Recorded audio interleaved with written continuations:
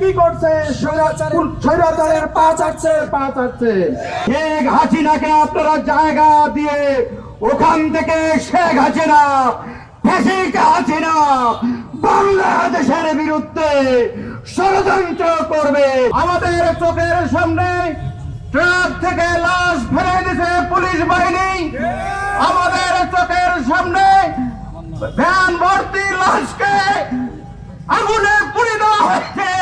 যদি আপনারা স্বৈরাচার হতে চান তাহলে পূর্বের স্বৈরাচারের দিকে একটু খেয়াল করবেন। 1 আগস্ট আমরা অনেকেই জেলখানায় ছিলাম, আমি নিজেও জেলখানায় ছিলাম।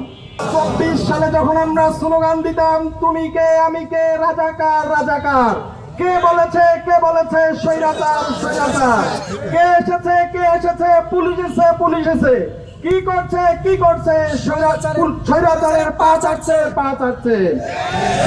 মহাজন নই কিন্তু আমরা একজন। যখন এই স্লোগানে 24-এর গণ অভ্যুত্থানে আকাশ বাতাস রাজপথ মুখরিত হয়েছিল, ঠিক সেই সময়ে শেখ হাসিনা বাংলাদেশ থেকে পালিয়ে যেতে বাধ্য হয়েছিল। আমরা জাতির কাছে আজকে প্রশ্ন করতে চাই, গণ অভ্যুত্থানে 2 বছর পার হয়ে গেলেও শেখ হাসিনা এত মানুষের রক্ত নিল, এতগুলো মানুষকে গণহত্যা করলো, তারপরে শেখ হাসিনা এবং শেখ হাসিনার দোষকদের দৃষ্টান্তমূলক বিচার করা হয় নাই। আমরা বলতে চাই, বাংলাদেশের স্বাধীনতা, বাংলাদেশের সার্বভৌমত্ব রক্ষার্থে 2024 সালের ছাত্র জনতা যেভাবে বাংলাদেশে একতা হয়ে রাজপথে নেমেছিল, আগামী দিনে যদি জুলাই সনদ বাস্তবায়ন না হয়, গণভোটের রায় বাস্তবায়ন না হয়, গণহত্যার বিচার না করা হয়, আগামী দিনে ইসলামী ছাত্র শিবিরের সকল জনশক্তি নিয়ে আবারও জুলাইয়ের ডাক দেবে ইনশাআল্লাহ। আমরা ভারতকে হুঁশিয়ার করে দিতে চাই, অনতিবিলম্বে পুশিন বন্ধ করতে হবে, সীমান্ত বন্ধ, হত্যা বন্ধ করতে হবে, নতুবা 7 সিস্টার থাকবে না। আমরা আজকের বিক্ষোভ থেকে আহ্বান জানাতে চাই, অনতিবিলম্বে জুলাই সনদ বাস্তবায়ন করতে হবে, গণভোটের রায় বাস্তবায়ন করতে হবে, গণহত্যার বিচার করতে হবে, মানুষের আকাঙ্ক্ষাগুলোকে পূরণ করতে হবে। আজকে বর্তমান সরকার জুলাই সনদ মানতে চাচ্ছে না।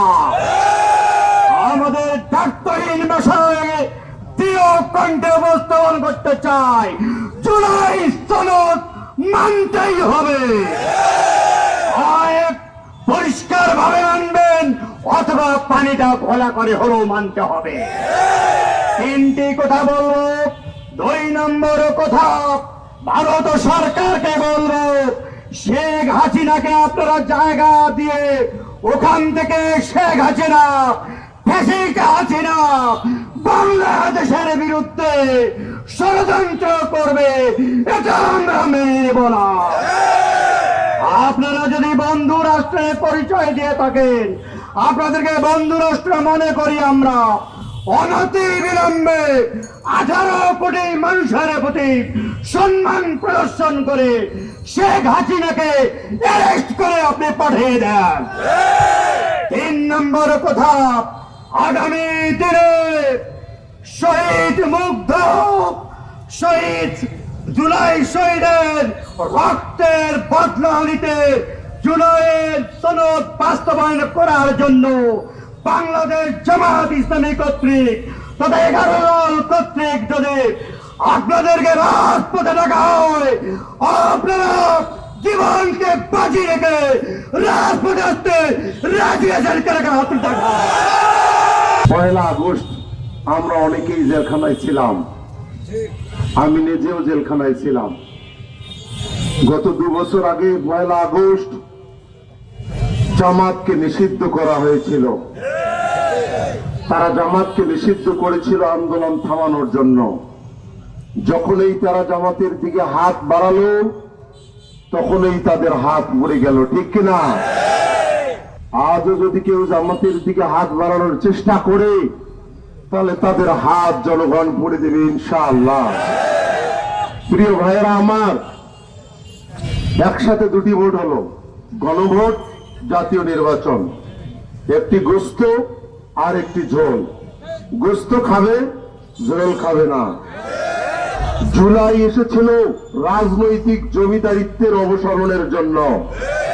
আজকে যারা জমিদার সাজতে চান, এদেশের জনগণ রাজনৈতিক জমিদারিত্ব মেনে নেবে না। জুলাইয়ের আগমন হয়েছে চিরতরে রাজনৈতিক জমিদারিত্বের অবসান ঘটানোর জন্য। এই দেশটা, এই দেশের মানুষের কেউ মুরহু সাজার চেষ্টা করবেন না। আমরা আজকে বলতে চাই দৃঢ়ভাবে, এই জুলাইয়ের দ্বিতীয় বর্ষপূর্তিতে আসুন, জনগণের দাবি মেনে নেন, গণভোট মেনে নেন, জুলাই সনদ বাস্তবায়ন করুন, সংবিধান সংস্কার করুন, মানুষের অধিকার ফিরিয়ে দিন। আমাদের চোখের সামনে ট্রাক থেকে লাশ ফেলে দিয়েছে পুলিশ বাহিনী। আমাদের চোখের সামনে ভ্যান ভর্তি লাশকে আগুনে পুড়ে দেওয়া হয়েছে। সেই আগুনে পুড়ে দেওয়া লাশের আমরা বিচার চাই। আজকে আমরা এই বর্তমান বিএনপি সরকারকে বলতে চাই, আপনারা কথা মানেন কিন্তু একটু দেরিতে মানতে চান। আপনারা নাকানি চুবানি খেয়ে মানতে চান, সেই অপেক্ষায় আপনারা আছেন। আগামী দিনে জুলাই বাস্তবায়ন করে এদেশের মানুষ ঘরে ফিরবে ইনশাআল্লাহ।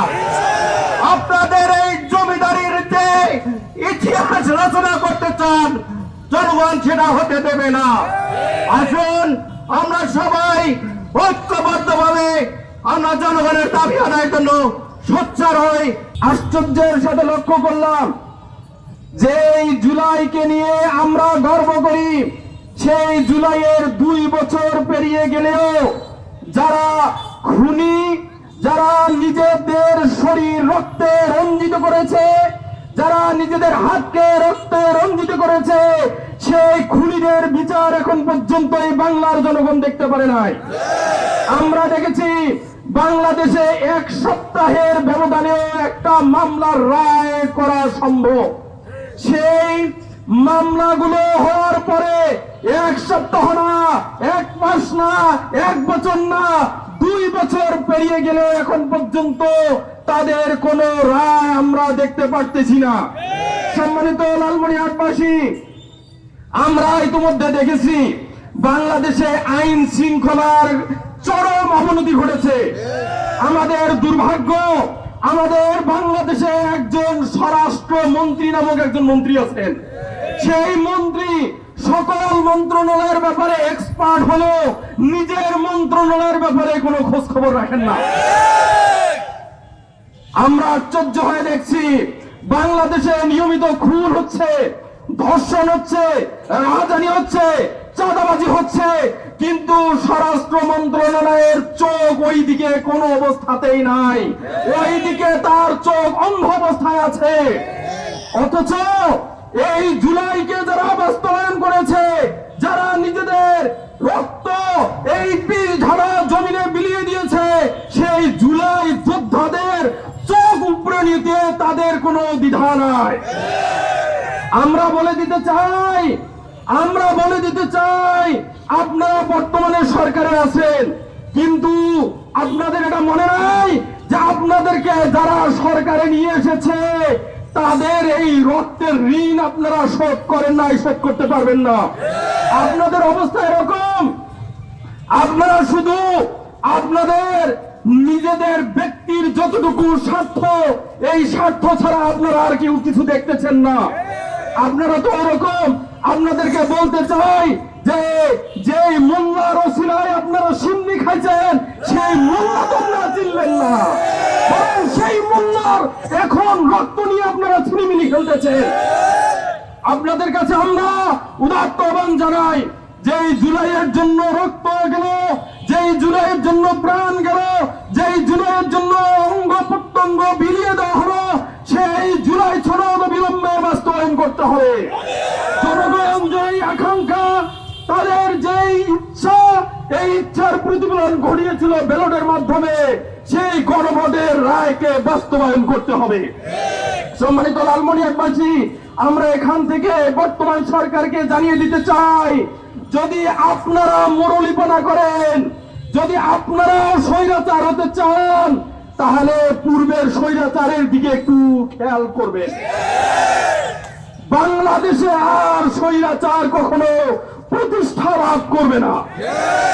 আপনাদেরকে বলতে চাই, আপনারাও এক সময় মজলুম ছিলেন, এই মজলুম থেকে আপনারাও জালেমে পরিণত হবেন না।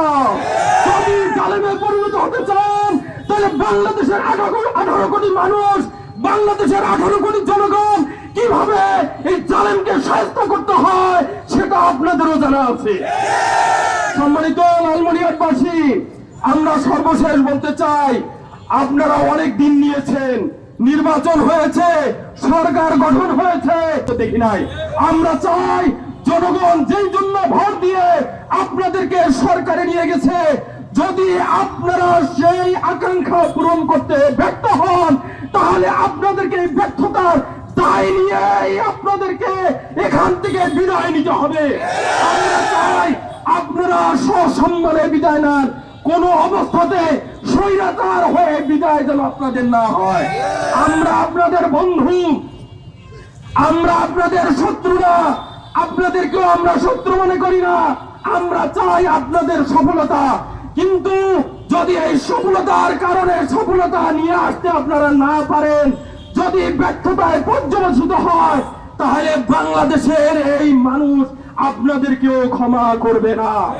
আসুন আমরা সবাই মিলে এই বাংলাদেশ থেকে গড়ি, সবাই মিলে এই স্বাধীন সার্বভৌম বাংলাদেশের উন্নয়নের জন্য একজন অংশীদার হই।